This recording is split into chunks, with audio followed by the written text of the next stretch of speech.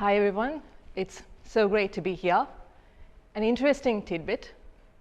So in the AI news, I think you mentioned that AutoGen was released by Microsoft.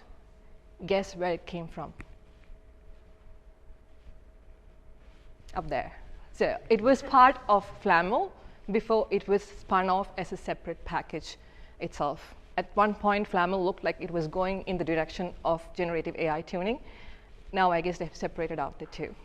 So with that, let me introduce myself. My name is Sebastian. I currently work as a data science manager at Wesfarmers One Data. If you've ever come across OnePass and the latest ad of Penguin, that's where Wesfarmers One Data kind of sits closely with. We work across the retail brands of Wesfarmers, such as Kmart, Target, Bunnings, Officeworks, Priceline, and Catch, and try to understand our customers better. I'm the people leader of data analyst and data scientist, and I lead a cross-functional team of data engineers, machine learning engineers, data scientists, and data analysts to bring data products to life using advanced analytics and predictive models. So with that, let's look at what am I here for. So I'm here to talk about FLAML and the interesting problem of AutoML. We will look at the overview, and I will start very broad in terms of what is the problem FLAML is trying to solve, give you an overview and industry sense of it, and then I will move into really practical aspects of it. How do you use it? And then I will then narrow down onto the theoretical foundations in terms of the algorithms that are underpinning the FLAML package. Because I'm really going very broad to deep, I'll take questions at the end. So let's look at the overview. So let's look at the typical life cycle of a machine learning project. I'm assuming most of you are familiar with it, but I'll go through it just to make sure that I can get everyone up to speed. So we start off machine learning project with a business problem and the defined business success criteria. And then we move on to the stage of getting data. If you're lucky, data is in one place. If you're not, it is strewn all over your enterprise. And then you get into the most time-consuming part of feature engineering, where you're developing your features. And then you move on to training the model and evaluating whether it actually fits the success criteria. If it's not successful, you have to go back, think about new ways of coming up with features, tweak the features slightly, speak to the stakeholders, and then go through the iterations again and again, until you get a model that meets the business success criteria, or business changes their business success criteria. And then you go on to the deployment stage, where you deploy the model, typically through CI/CD pipeline. The inference happens real time, near real time, or on a batch mode. In this life cycle, there are many decisions a data scientist has to make. They have to look at what models to use. You've got many options to go with. You've got your sklearn, XGBoost, LightGBM, PyTorch, TensorFlow, transformers, and a whole suite of models to choose from. For each of these models, you've got various hyperparameters to tune. And there are additional factors to consider, such as what kind of cross-validation or holdout are you going to use, what kind of stratification are you going to use. And let's see what happens in a real-life scenario. You're working against tight deadlines. You think you've got a model. Then you go to your manager for the final approval. Manager looks at all the features and the feature importance and kind of suggests to you, hey, I think there may be a data quality issue in the first two. I reckon you will have to talk to business a bit more about the third feature, because I think there's going to be a few changes in the future which may affect your testing data when it goes live. So then you're like, why didn't anybody tell this before? Now I have to tweak my model again. And for the 11th time, you're actually doing hyperparameter tuning. But you also have to explain your model to the stakeholder, because they have to be comfortable in the decisions the model is going to make. Which means, where do you spend the time? Do you spend the time in hyperparameter tuning, or do you spend the time in explaining the model? Most professionals will choose to explain the model, because that's where the value lies at that point in time in the project. And at the same time, you've hyperparameter tuned 10 times, and you know this particular model is likely to work with this algorithm. So you kind of weigh the two options, and there is a chance you will make that trade-off. Now you go to the business sponsor and you kind of help them understand the model. Again, the same cycle repeats. Business sponsor kind of knows a little bit more about what is going to happen down the line, what has happened previously, and those practical facets then transforms into your feature, and that can impact the feature. So then you'll have to do the cycle all over again. AutoML helps with not skipping the hyperparameter tuning at any point in time. It just makes your life so easy that you'll be able to do it all the time. So in terms of how AutoML fits the landscape, I'm going back a little bit in history, and then we'll come to the current times to understand how it fits the current landscape. So history tells us about the past mistakes that we should not repeat. So AutoML is not a development mechanism that just spun out of nowhere. It has been in development for the last 20 years or so. In an interesting article from Data Robot on the evolution of AutoML, it talks about in 1990s, there were about 3 marketing softwares that were looking at rolling out a software to replace a marketing analyst and to do 4 grid searches so that marketing campaigns can be automated.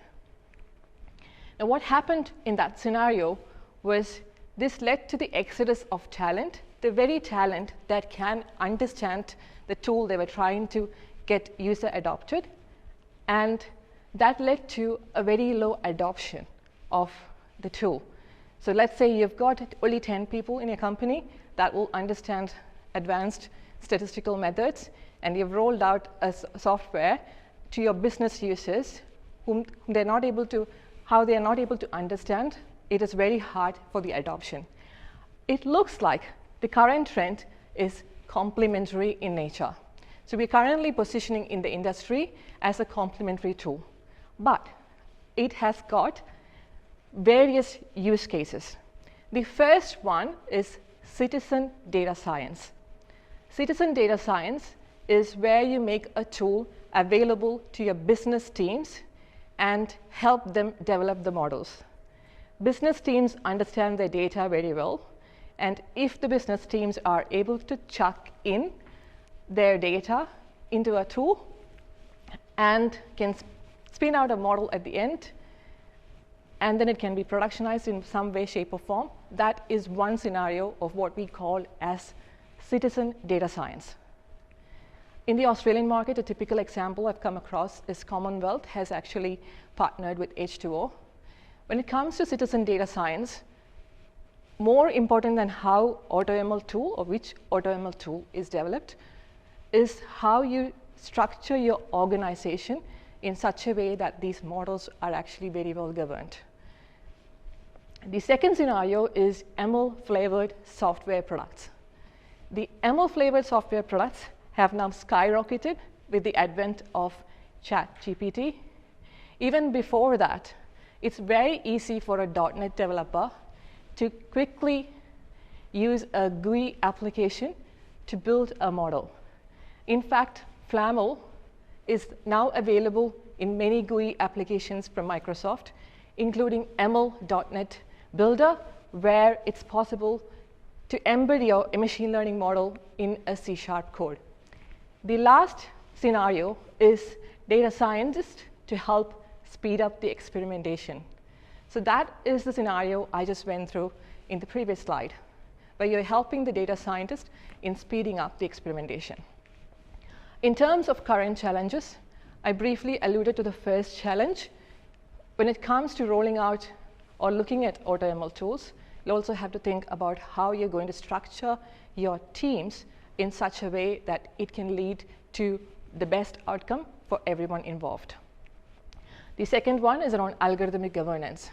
How do you make sure, especially if the tool is rolled out in large scale, how do you make sure the algorithmic governance happens? And the last one is comprehensive evaluation. So the no free lunch theorem states that there is no single best machine learning model. Now we're looking at a tool that aims to build the best machine learning model in all possible scenarios. how do we evaluate this? So we've got answer to that here. The good news is we're getting there. Bad news is we're not there yet. So when you think about this problem, if you were to evaluate this, you would have to have a view of the various training data sets available and then use that to evaluate the machine learning tool. So in here, we've got two sets of benchmarks. The first one is AutoML benchmark classification, where it incorporates both 22 binary classification tasks as well as 17 multi-class classification tasks. These classification tasks range from single-digit features to a few thousand features. And in terms of number of records, we've got few hundred records to 500,000 records. And the machine learning regression, the Penn machine learning benchmark, is a massive training dataset framework. And in this scenario, the paper authors have handpicked 14 regression tasks that have got more than 10K records. So with that, let's have a look at why FLAML. Why am I interested in FLAML? There's so many AutoML tools out there. I guess by admission, I've been burned before. So I've tried looking at AutoML tools that use genetic programming in the past and have run into infrastructure-related issues where I've had to spend a lot more time troubleshooting the AutoML tool. So acknowledging that times have changed and infrastructure has accelerated so much, when I came across a tool that has got fast and frugal in its very name, I thought, yeah, this is what I want to explore.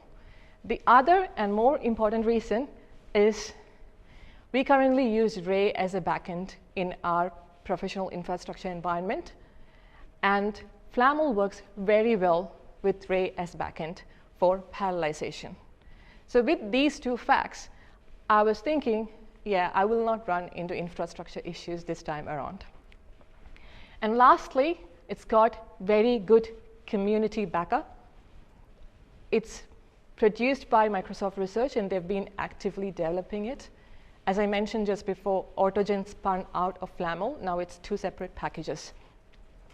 In terms of design principles, I've harped on fast and economical quite a bit, but it's also easily customizable and extensible. So how FLAML has evolved? It started off in task-oriented AutoML. The different tasks are things like classification, regression, NLP, time series forecasting. And then it moved on to zero-shot AutoML. And then the focus was on LLM ops for a while. It is now spun off as Autogen. Now let's look at the real practical applications. I think I have set the scene in terms of very broad industry landscape, a little bit of history lesson. Now let's look at how to use FLAML.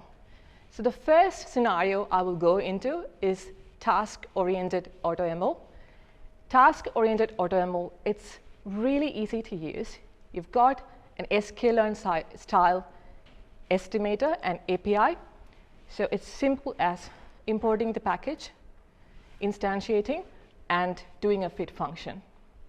This is an example where you use it as an AutoML tool. You can also use it as a hyperparameter tuning mechanism. For hyperparameter tuning mechanism, you would specify the particular model you would like to use, and the rest of the parameters remain the same. And the last one is you can look at using this particular hyperparameter optimization tool for problems much broader than hyperparameter optimization. So you could use it as a tuning for mathematical function.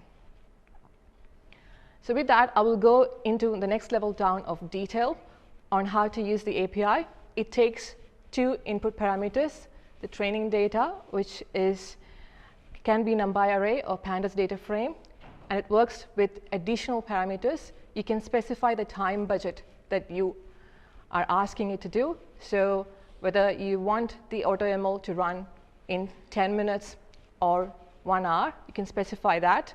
You can look at the maximum number of iterations the hyperparameter optimization has to run.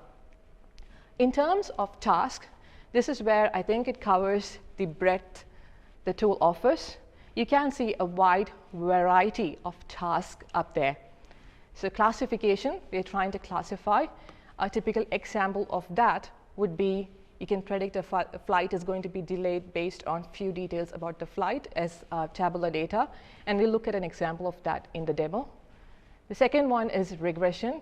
An example of that would be you're trying to predict the house price based on few factors around the house price. Time series forecasting, it could be you're trying to predict the weather or the temperature for the next few days based on the past data. It could be you're trying to predict the sales of products in a particular store based on the past data.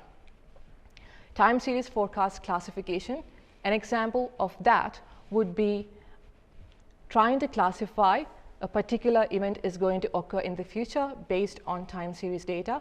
An example would be you have the retail sales data and you're trying to predict whether the retail sale for that particular day is going to be above or below the monthly sale for that month.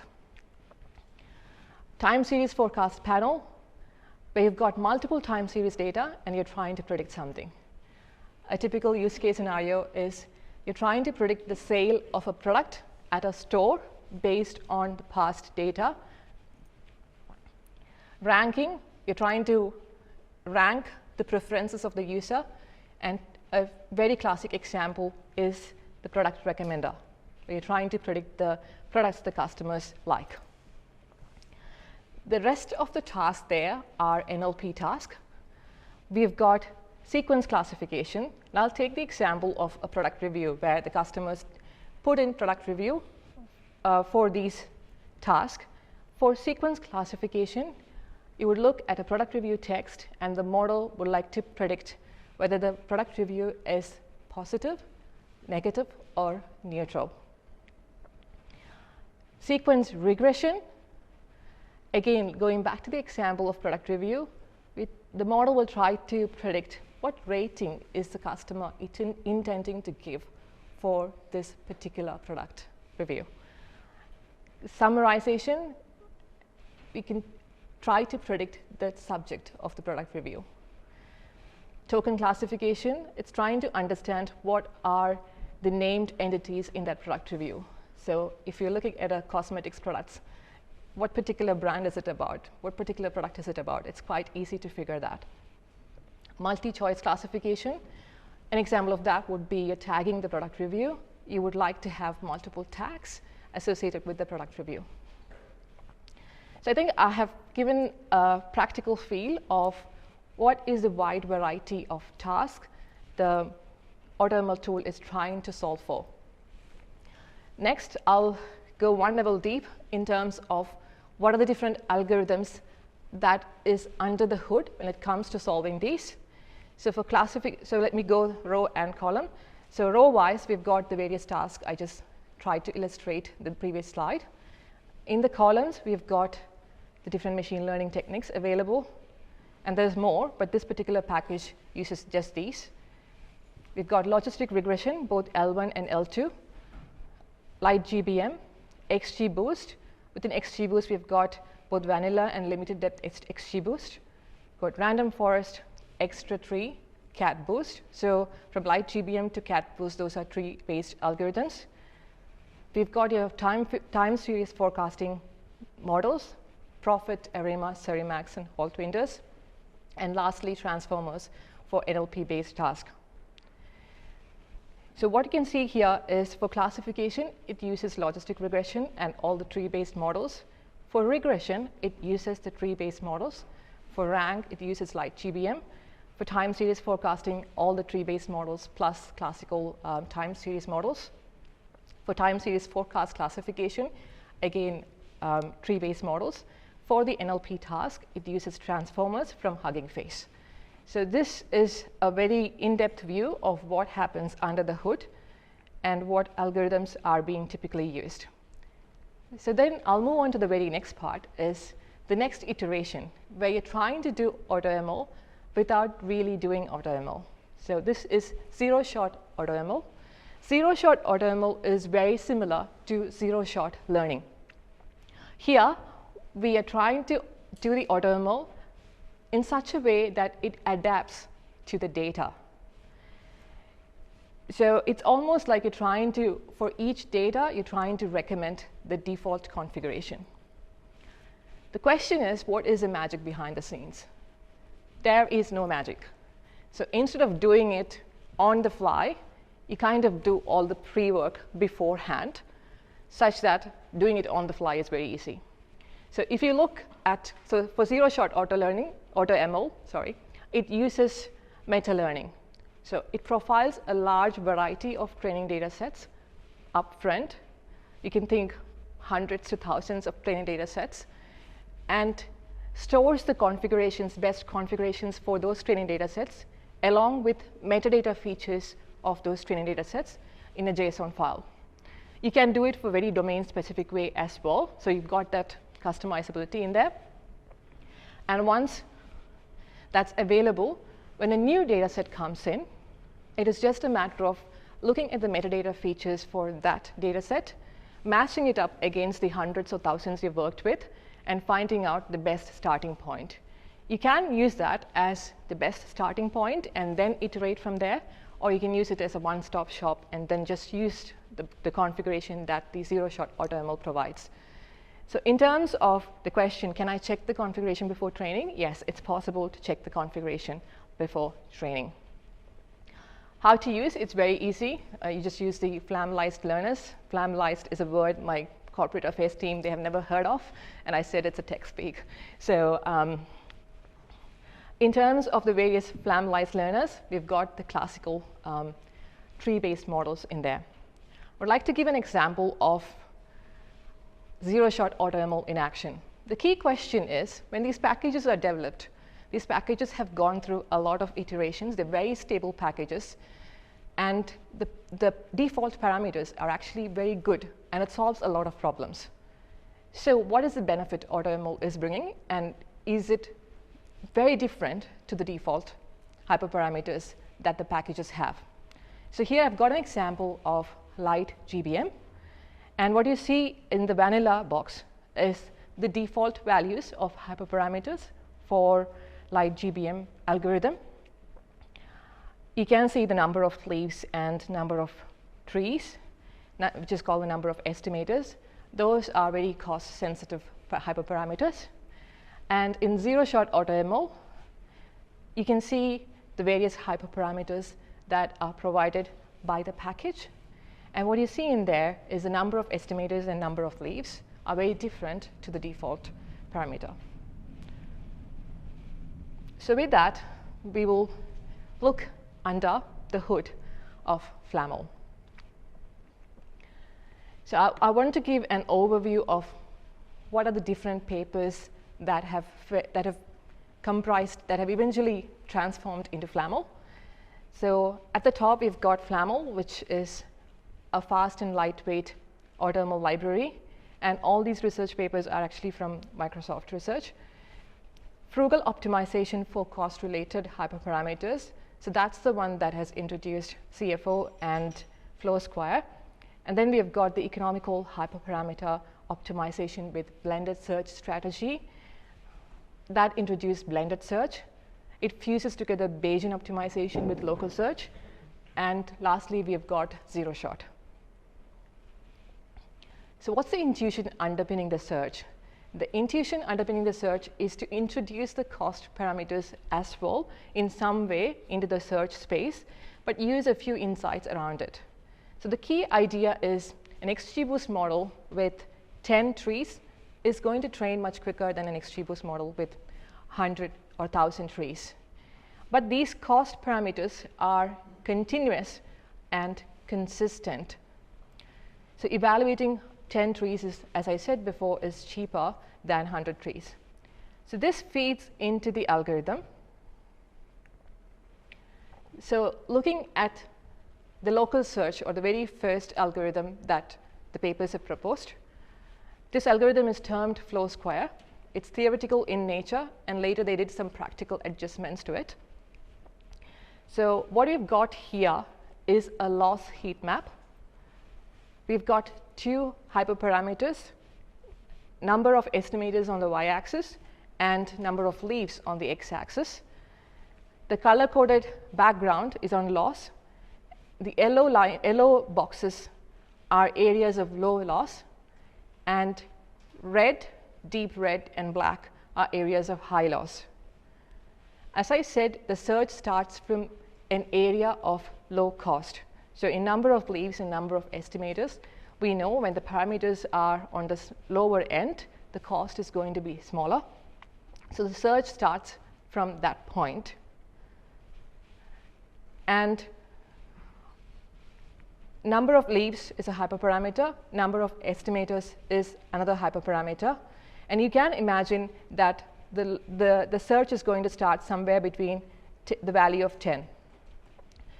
And from that point on, another point is sampled in random direction of a sphere. With the new point, the loss is evaluated. If the loss is going to be lower, it moves in that direction, and the search starts again from that direction. From the new point becomes the incumbent, and the search starts again. As you can see here, it's moved to the area of high loss because it's searching in the red space, and it's going to be a thumbs down. Now it moves into the opposite direction and evaluates. It's on the yellowish area, so it's a thumbs up, and the search moves forward. This particular algorithm has got theoretical guarantees on convergence. So let's look at what happens. We saw a very small portion of the search, and what happens and how the search trajectory then converges. So you've got the loss heat map there. You've got number of leaves and number of estimators in the axis. As you've seen there, it starts from an area of high loss, and then transitions to an area of low loss. Where it started, we know that the search point started as an area of low cost. In the cost heat map there, we've got number of leaves and number of estimators. If you look at the graph, what you can see is there's very few iterations that have happened on the red end of the spectrum of the cost heat map. So algorithm has stayed on the lower end of the cost spectrum mostly.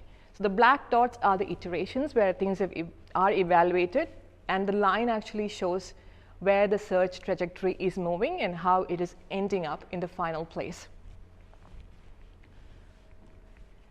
So in terms of practical adjustments to this that has led to CFO, it's a very cool name, right? CFO. I would like to have, for an algorithm to have a CFO name. That is amazing. Adaptive step size, which is the radius of the sphere, is going to change based on how the search is progressing. Random restart, when, as you know, local search will get stuck in a local minima. So random restart to actually go back and start search again. And projection to help with discrete hyperparameters. So not every hyperparameter is numeric in nature. You've got categorical values like the boosting type in LightGBM. And for categorical values, we project into a separate space.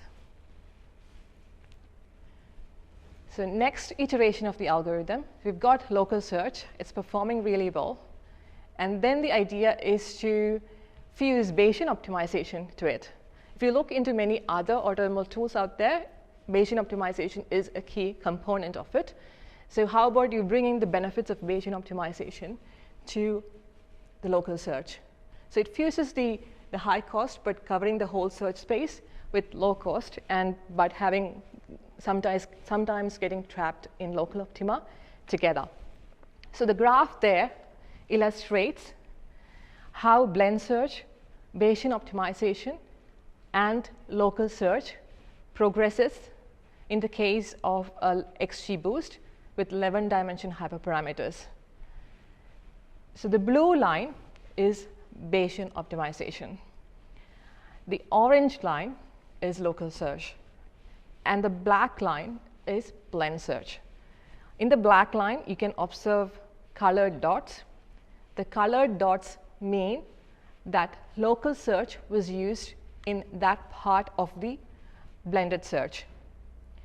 The diamonds mean Bayesian optimization was used in that part of the blended search. So what you can see here is the blended search uses local search initially, and then when it starts getting stuck in the local minima, it starts using Bayesian optimization and progresses further and ends up better. I think this graph doesn't cover the entire picture, but within the first 3,000 seconds, it ends up better than the other two approaches. So with that, we will bring it all together in the AutoML world. What we have seen so far is the problem of hyperparameter tuning and the search associated with hyperparameter tuning. The problem of AutoML has got more decisions involved. So there's a decision of the sample size to use. Do you start using large sample size in the beginning of the search itself? What kind of resampling strategy are we using? What kind of machine learning algorithm are we using? So there are all these decisions to be made, as well as the hyperparameter optimization problem. So the tool has got two components. The first one is the machine learning part, where the different machine learning algorithms play a part in there. And the other one is AutoML. So we've got a controller that works across resampling strategy, which is resampling strategy, learning proposal, as well as hyperparameter and sample size proposer. For resampling strategy, which is numbered as 1 in there, it looks at the training data and suggests whether to use holdout or cross-validation. So that's a very simple threshold rule. It looks at the number of features, number of records available, and then works that cross-validation is better. If it's higher than that, holdout is better. In the learner proposer, the key question there is whether to increase the sample size of the current machine learning algorithm or to start looking at a new machine learning algorithm. In terms of hyperparameter, it uses the blend search and CFO to suggest the hyperparameter. So this is an example of how AutoML brings it all together, looking at the algorithms that we have looked at before. So limitations I've come across so far is, first one is, as someone who has worked in this space, feature engineering is quite hard part. So this particular package doesn't help a lot with automatically selecting the features. So if that option was also there, that would have been amazing. There is a feature request in there in the GitHub. The other one is doesn't have neural network search built into it. It's not very relevant in our kind of work, but if you are really looking at CNN, RNN, LSTM, GRU, it doesn't have those searches inbuilt. There are other packages from Microsoft Research itself that actually addresses that problem. And the upcoming features are actually quite interesting and exciting. With that, there's also the references that I've used. So these are the papers, Git repo, as well as the conferences and the recordings of the conferences that I've referred in preparing this. So big shout out to Dr. Shi Wang, who is the main author of many of these papers. So in terms of key takeaway messages, I'm really hoping that at least a couple of you are interested in trying to look at this in your own time to see how it can make your life a bit easier. So FLAML introduces cost-based hyperparameter optimization. It minimizes the total cost, also finds the model with the lowest test error. It supports a wide variety of tasks. We've seen how it supports regression, classification, NLP, time series forecasting. There are interesting ways to exploit zero-shot AutoML. It has limitations when it comes to feature processing and certain model types. And generative AI tuning, as I mentioned, was part of this and now evolved into a separate package. So with that, maybe I'll quickly try and demo.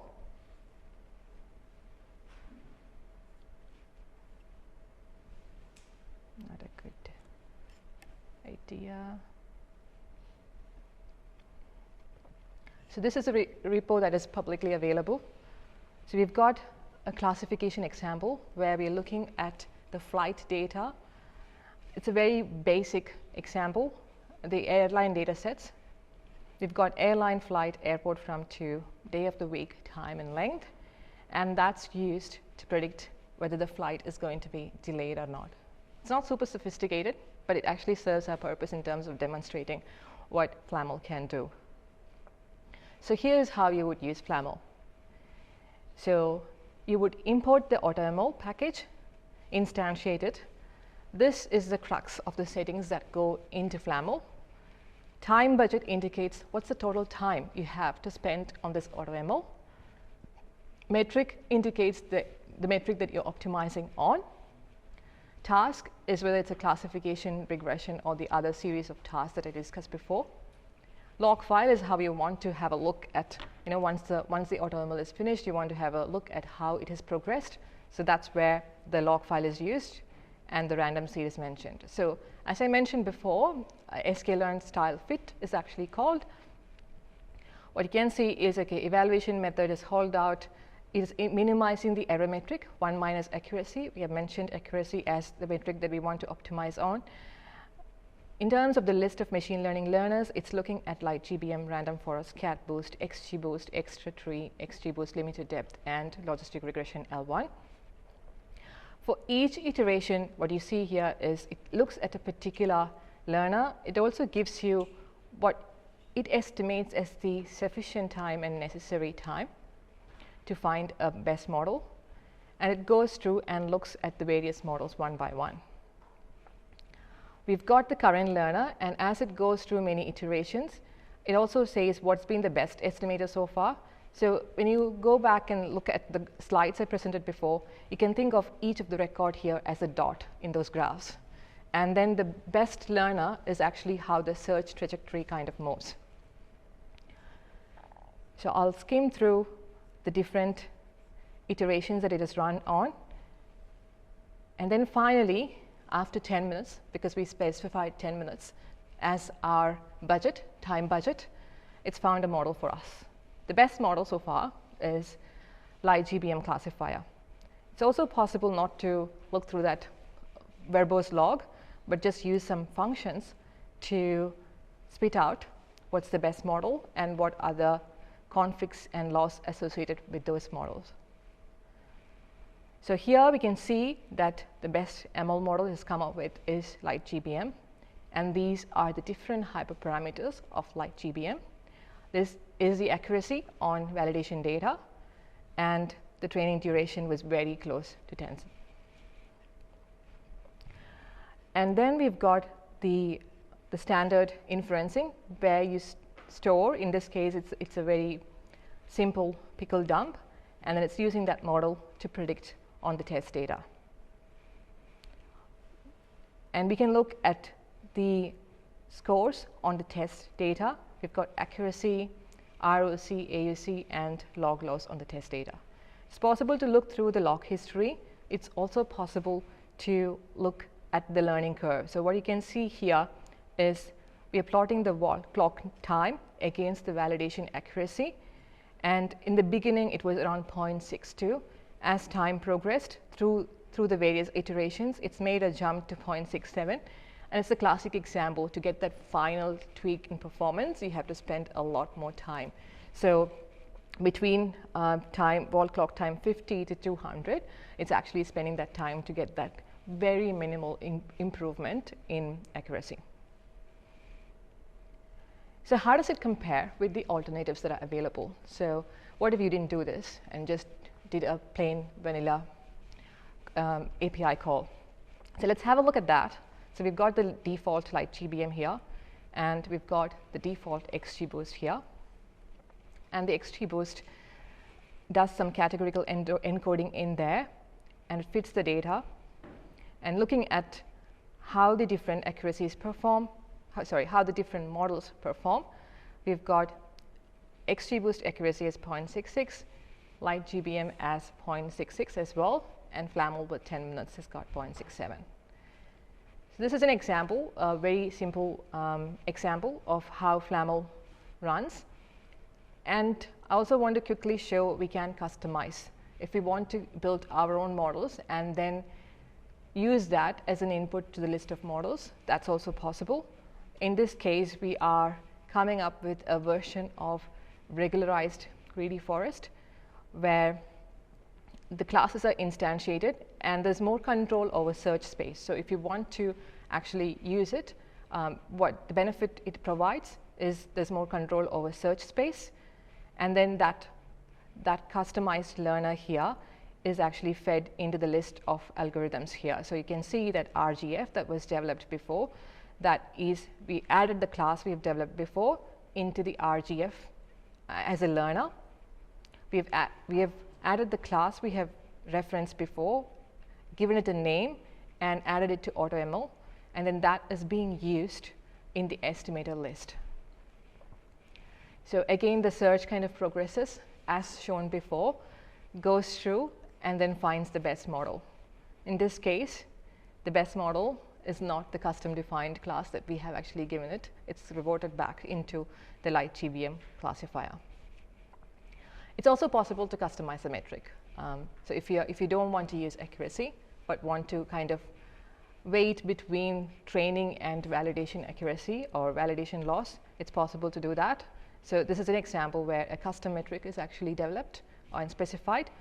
And then as you look through, what it does is actually just weights the validation loss and the training loss.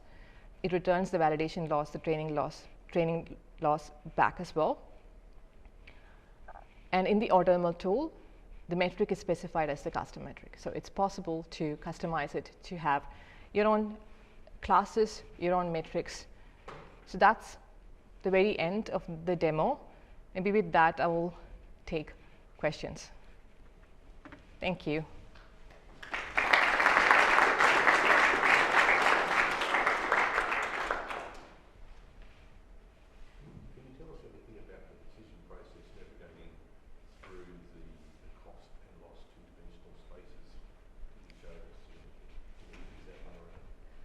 Yeah, the decision process as it progresses. So the only starting point the cost has got into this, the cost is not part of the algorithm per se, but it starts off from the area of low cost, because we know that certain hyperparameters has got an implication on the training time. So cost in this scenario is the training time. So evaluation and training time. So that's your cost. So it starts off from that. And it almost, so the randomized local search, which is the CFO algorithm, it's very similar to gradient descent, where it moves towards the area of low loss. So that's the first version. And then in the next version, you're trying to, in the blended search, what we are doing is, maybe what I can do here is, I'll bring back up.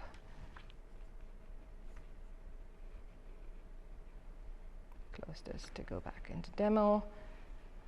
I have got a few, maybe this will help. This is one I've just tapped in the appendix. But what you can see here is it's a thread-based search. So this is the blended search, what happens behind the scenes. So you start off as a global search, and global search looks at the area of low cost. And then it looks at whether to specify, and it selects a particular search thread. And it has got the ability to spin off local search threads. And each of the local search threads, then the config evaluator is where it kind of evaluates is the area of high cost. If it's the area of high cost, it kind of doesn't allow that to happen. In this example, when it actually proposes the selected thread here, it proposes a thread as well as a backup thread. So if the area is if the search thread is in the high cost area, the first preference is in the high cost, then it actually refers to the backup thread. So it's able to do this with the help of threading and by alternating between the global search and the local search. Not sure if that helped. Oh, yeah. I just assumed you wouldn't know the heat map is not known. Yes, the heat map is not known before, so that was just used for illustration purposes. In terms of the controls that we've got, it's more specifying what is the maximum time that you can actually allocate for this and maximum number of iterations. It's not possible to know what is the right amount of time, so you can use the API to work out what is the estimated time that it's proposing that you use and then tweak it further.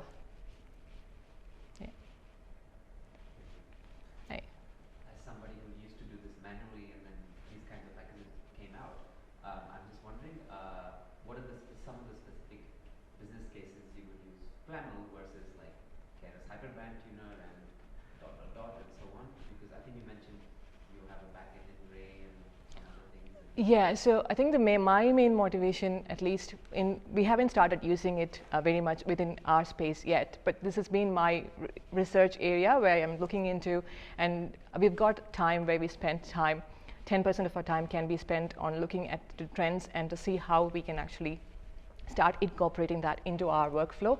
So in terms of Bayesian optimization, and I think Hyperband uses Bayesian optimization, it is possible, but typically Bayesian optimization is more expensive than any kind of approaches where local search is kind of embedded into the scenario.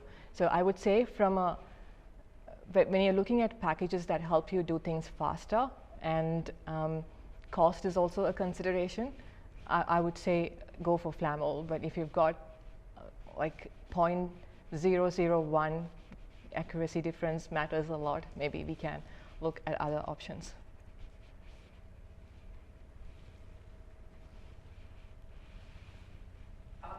How well does it play with scikit-learn underneath?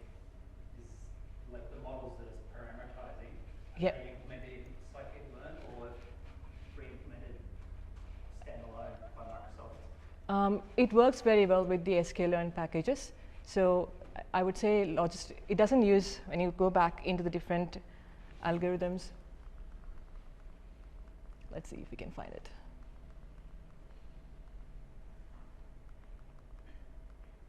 Yeah, these are the algorithms, right? So some of them are based on sklearn. I would say logistic regression. It is possible to extend the sklearn estimators into and use it specific to this as well. But in terms of the API style, it fits very well. I think you can also use the preprocessors, sklearn style preprocessors into it. Just two quick questions. First, is there in the process, in your algorithm, is there a place for a domain expert? And the second question, when would CFO replace a CFO, an actual CFO? As in, when could you replace? Okay, so maybe the first question, as I understood, is there a place for domain-specific domain expert to play in this? I would say absolutely, because if I have to estimate the time saving it comes from this, in a typical iteration, it would save maybe 5% of your cost. Like when I look at cost as the development time someone has to spend on this. But when you look at the feature engineering side of this, that's where you spend 30 or 40% of the development time. So from that perspective, I think the domain experts absolutely have got a role to play. When does it replace CFO? The actual CFO, never, I would say. Because, yeah, I do deal with the CFO in the organization for some of the other works that my team does. The incredible experience they bring to the table is actually probably not replaceable by an algorithm, is my take on it at this point in time. So just a matter of time. I don't have a crystal ball to actually answer that. But I think generally I have seen is the business acumen, the commercial acumen they bring to the table, and the holistic picture that's not captured in the data, at least the limited data we are exposing the algorithm to. Yeah. I was interested in the zero-shot part of it, the data that it has on the hyperparameters of models trained on many, many data sets. When those are used to choose hyperparameters, is that adapted to your data set at all, or is it just sort of like the average? Yeah, so I think you're very right. It's actually adapted just to the training data set you're feeding it. So let's say the the meta-learning that happened looks at 10 different features of the training data. All that features are stored, and you've done it across, say, 1,000 data sets. So 10 by 1,000 is actually stored in that JSON file behind the scenes. And then when a new data set comes in, we compute the 10 features of that new data set, then works out which of the 10 dimensions in there is very similar to the 10 dimensions of the training data set, and then works out, okay, which model actually works better for those 10 dimensions. So cool. Yes, but there's a lot of work beforehand Yeah. to get to very, very short learning inference. Yeah. What are some of the, after you made your model, some of the connections with explainable AI methods like SHAP or LIME? So I would say this kind of plugs in a little bit separately to the explainability side of things. This doesn't automate or do anything with the explainability side of things. So you would still have to continue to use, if you're using SHAP or LIME, to explain. And also, sometimes it's also good to have a look at it from a business scenario. So let's say we've predicted something is going to happen. Have a look at the data that has happened 3 months after and see what has happened in the 3 months, and then work out how your model has performed. So those kind of post hoc analysis is also quite helpful. So those are some of the ways we try to explain, but this particular package doesn't actually plug into that space yet.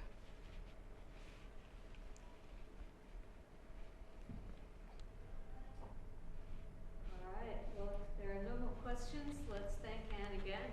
Yeah, thank you so much.